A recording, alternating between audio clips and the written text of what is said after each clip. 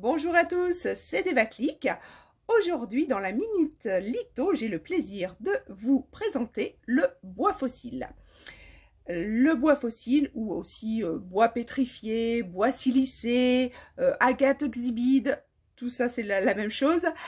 C'est une gêne organique, puisque à proprement parler, c'est du bois qui se transforme en pierre. Alors vous allez me dire, mais comment est-ce que ça se fait? Comment le bois peut se transformer en pierre? Vous allez me dire, le bois, ça pourrit.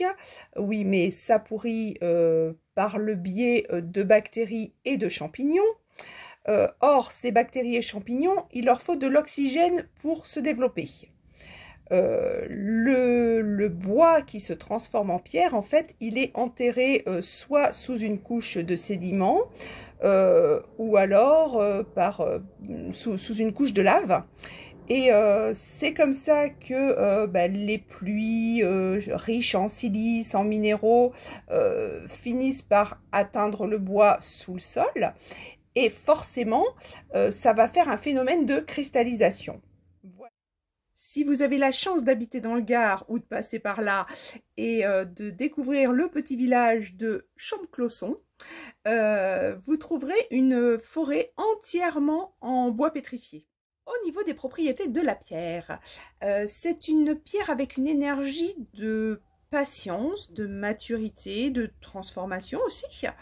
Ça permet de prendre un petit peu de recul si vous avez des décisions à prendre, si vous êtes un peu tout feu tout flamme et que vous faites beaucoup de choses sans réfléchir.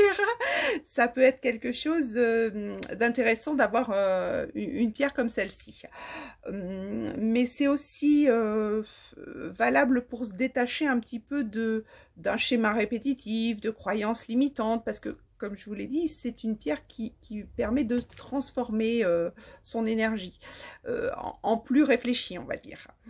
On peut appeler ça la sagesse d'ailleurs. Dernière chose, moi je l'utilise énormément, parce que j'ai trouvé qu'il y avait des bons résultats, bien sûr, pour tout ce qui est maladies dégénératives ou liées à l'âge. Je pense que les personnes vieillissantes, comme ça nous arrivera à tous de toute façon, ça leur permet de ralentir un petit peu les effets de l'âge.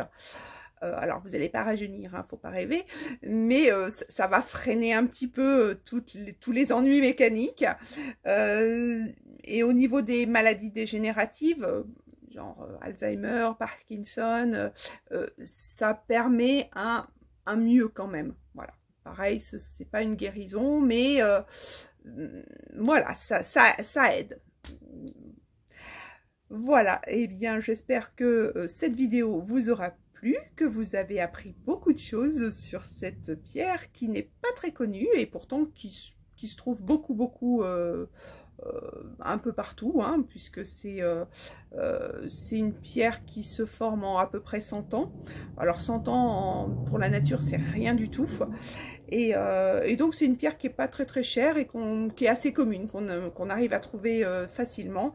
Ce qui est intéressant bien sûr, c'est toutes les couleurs, tous les dessins qu'il peut y avoir à l'intérieur. Je vous dis à bientôt!